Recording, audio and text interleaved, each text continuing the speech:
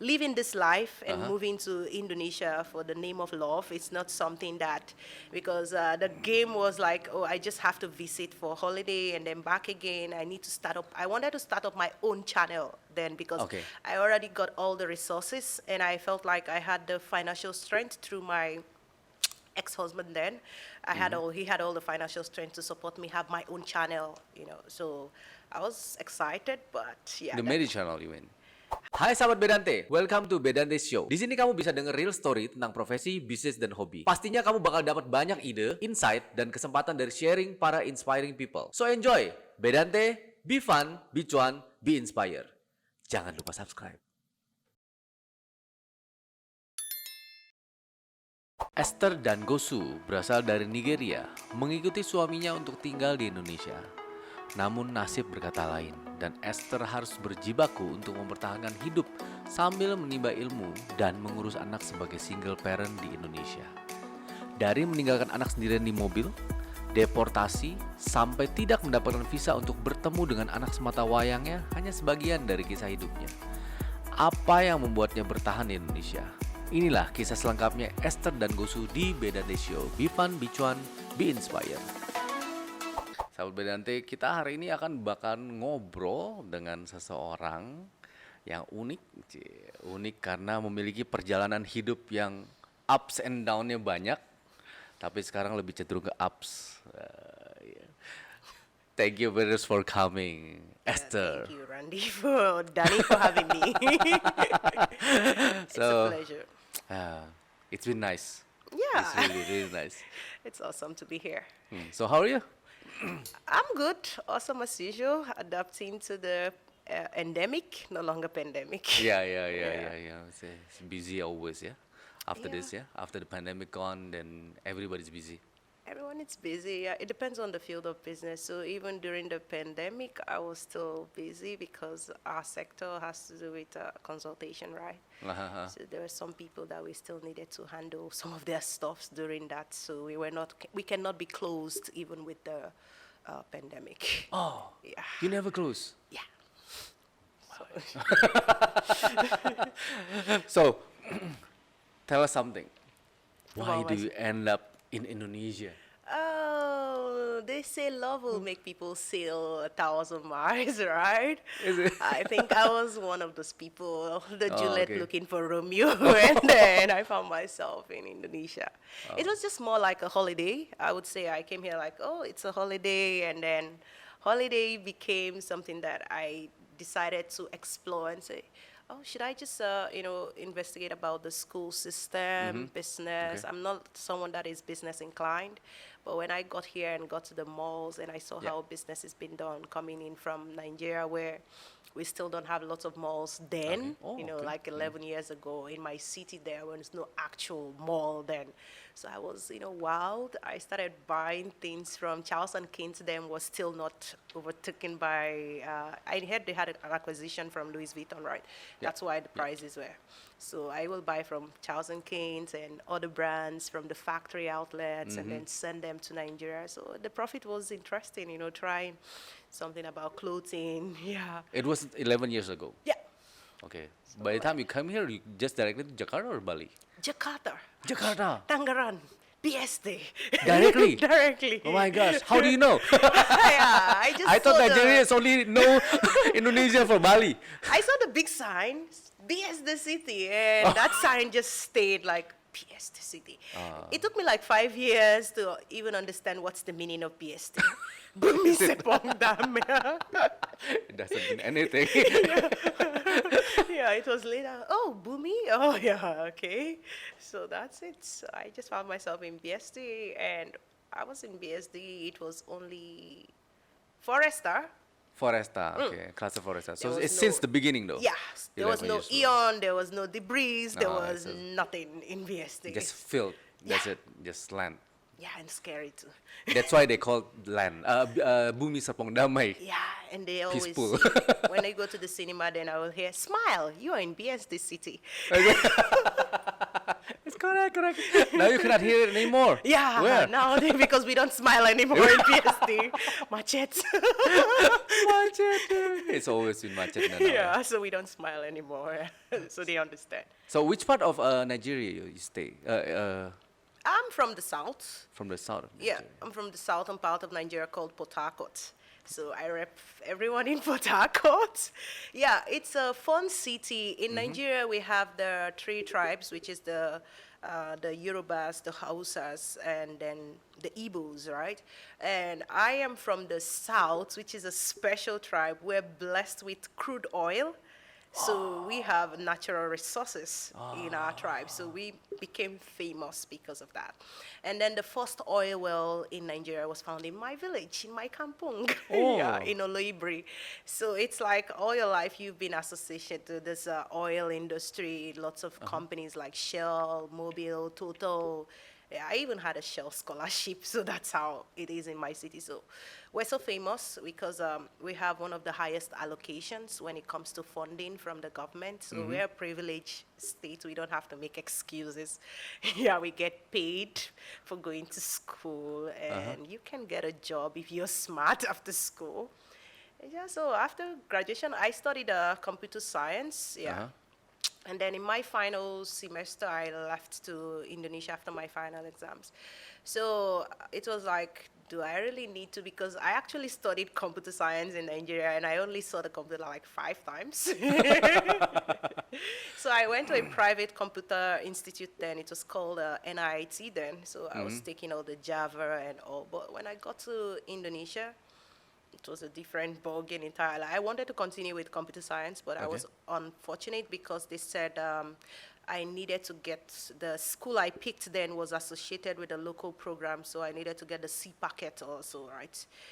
But I had a C packet from my country, but if I wanted to take business, I don't need to get the C packet, they said. Oh, okay. So I just went all in for the business. So I made the decision actually the day when the program was starting, because they called me and said, Miss Esther, we're quite sorry to inform you that you cannot take computer science, and we have another option for you if you want to take the, what's it called? The D3 in marketing and communication, and then have a bachelor's in business.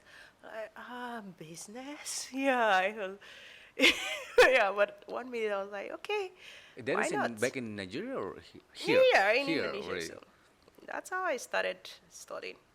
So growing up in Port Harcourt, I was, before I came to Indonesia, I was like a mini celebrity, yeah, because I worked as a, this is what you're doing, right? I used to be a TV presenter as well. Yeah, so I did like some shows on City Train TV then, and then I worked in the hotel. I managed different hotels. I managed clubs here in my city as a manager. So it was an awesome experience. Even as a student, I could still make money, and I modeled. Yeah. Oh my gosh, I'm interviewing a celebrity. No way. That my was gosh. when there was no digital age. If it was now, yeah. So I did all of this. It was kind of interesting. I used to dance. I used to model in a Port Harcourt fashion show. So it's kind of, interesting to get all of this together and living this life and moving to Indonesia for the name of love. It's not something that, because the game was like, oh, I just have to visit for holiday and then back again. I need to start up. I wanted to start up my own channel then, because I already got all the resources, and I felt like I had the financial strength through my ex-husband then. He had all the financial strength to support me have my own channel, So I was excited, but yeah. The marriage channel you in? How long was I in that marriage? I would say 4 years. 4 years. Yeah, 4 years. After you arrived here in 2000, I think 11 years, but 2010, right? Yeah, I got married to a guy in 1 month. Have you seen that kind of marriage before? That's how I met my husband. So I met this guy that said, I live in Indonesia. What's Indonesia? That's the question that I want to ask. Because a lot of people don't know about Indonesia. Yeah. And a lot of my friends will always say, where are you going? Indonesia is Africa. I heard one of my friends say that. Where are you going? Indonesia is in Africa, right? Like Malaysia. A lot of people till now still tell me, hello Esther, how is Malaysia?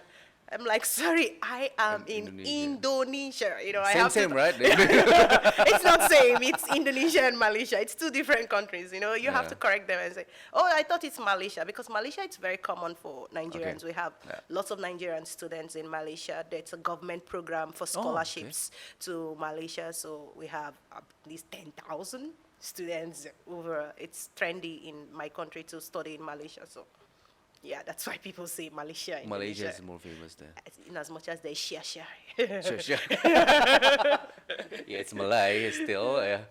Okay, so after you reach here, you got married, and after that, things going on. I got married in my country and I relocated to meet him Oh, here. Yeah, so okay. so I got here and I had a son. So my son was my biggest motivation. I wasn't someone who was really prepared to be a mom at age 24. Yeah, so it was like I had so much to lose in order to have a child at age 24. So after the first 1 year, I knew the marriage wasn't going to work, and now there is a child involved. So there is one thing that I learned off the street on my own, that we need to be responsible for our actions, no matter how difficult the decisions were. So at first I wasn't really happy because I was stuck in Indonesia with the pregnancy, and then but I asked myself, this child hasn't done anything. He's just he's not a circumstances of Yes. my hard luck or of my relationship. It's a life, and true. if we are able to nurture one life, we could be able to affect the society. So I needed to take responsibility of my actions. So I don't want to use the blame card and say, oh, it's because of this, it's because of you, it's because of that. I just had to write down all of my weakness. One of my weakness in Indonesia is I tried to put out for jobs and I noticed I couldn't get a job because of my degree. Came from Nigeria. So, degree, you can go back to school, check. Your son, you can study while you take care of him. He's just, I had my son 2 weeks later, I was chasing my admission. I got admission into school. It's crazy. Everyone was against it because they felt like, oh, you just put to bed, what's the rush? Why the school now? I said, because I just need to start fixing everything before I cannot fix it. Because immediately you understand that this is a problem and then you need to fix it. You just start going with the flow. You don't have to wait until it matures before you start looking back and say, where do I start from? So that's why I just started taking baby steps, which is getting the admission first.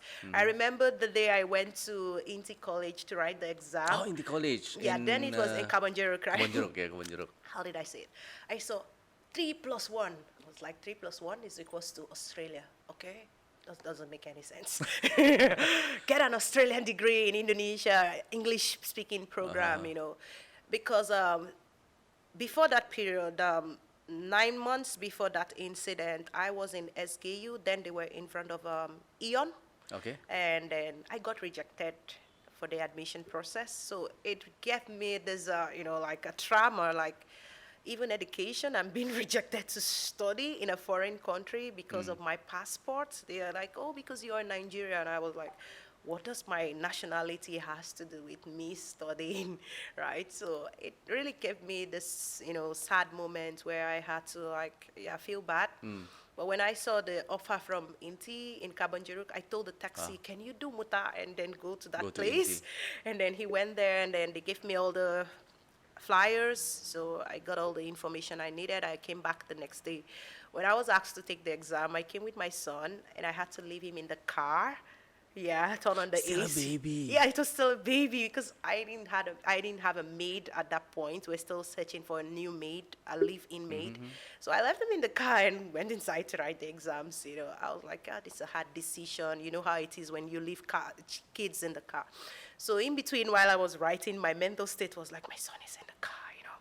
Hurry up, Esther. It's English test. You have to just do it and, pass this test and go back to your son. Yeah, and that day, my first day in school too, I still haven't gotten the maid, so I had to leave him at a friend's place to go to school.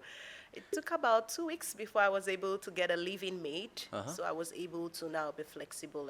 But I mean, you already got separated by the time. No, I was still with my ex, but he's not really the person that will babysit right full time because he has to do his own job as well. So And at first, he wasn't really supportive of the idea of Yeah, me oh, going okay. back to school because even my family wasn't like, it was only my mom that gave me the green flag. Everyone, like, nope, No, no, you no. have to wait for a year. At least let the child get up to here, and someone even used God as a means and say, this is not what God wants for you. I said, do you walk in heaven? The same God that is telling you that this is not what he wants for me, it's the same God that is telling me that I should move. But you never regret it, right? No, By that time. no.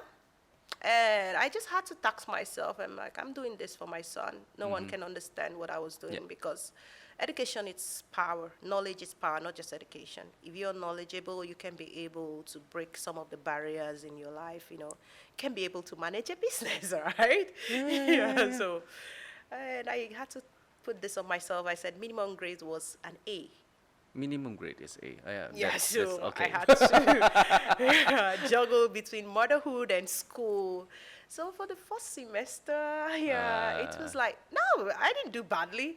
I had like 2 A's and two A's Two and two A's. B's. Yeah, so it was like, okay, this is not a bad one. This is a good signal that I can do better. So I just kept on. All through my academic day, I only had one C. Oh, Yeah, okay. even when I graduated from Australia, my final result was all A's. So it was like, yeah. Oh, you also went to Australia afterwards. So 3 years here and one, One year year, in yeah, Australia. 1 year Australian program and then go for the graduation in And you also Brisbane. bring your kids. No. No.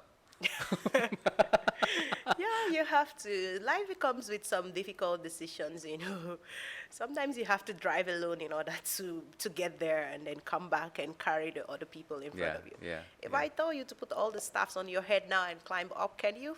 It will be Nah, too heavy yeah, that's sometimes. true. We need to go up first and Yeah, check check out everything. if there is tukus, right? Rats up there. Yeah, yeah. Something doesn't climb your head. You need to understand the environment where you want to head to. So leaving him behind to Australia, I did not regret it because it's for our good. I wanted to go. I needed to get my certificate, right? So I But was happy. after you got certificate, you do a business. You don't work for anybody, right? Yeah, that was my decision. Uh-huh. Graduating and then living in a strange country where stereotype is high. I started applying for jobs and then I got the signal that people were being careful about my nationality. It's not because of my degree or whatever, or I don't fit into the job market.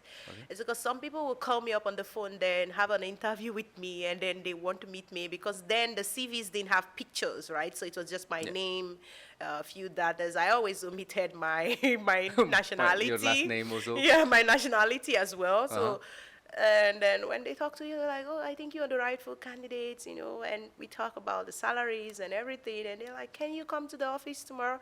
And then you get there, you're calling the person, hi, Mr. Danny, I'm here, I'm downstairs. And then he comes and, where are you? Where? The mana? And I'm like, okay, I'm here. I'm here. And he goes like, you're black? I said, of course, I'm so black. Hitam manis. Hitam manis. That's the correct word, actually. Yeah, so they like, okay, and then you could notice the scenario. I don't blame them. Yeah. Even everyone will definitely, even if it's my country, if I want to employ an Asian person, I'll think like, oh, the Chinese are too smart. I hope he doesn't, take up my business from me and here. So everyone has their own cultural boundaries where they say, okay, this is the reason. And, I'm sorry, unfortunately, we cannot. Yeah, it's okay. So I just made up my mind that I wanted to, become my own boss.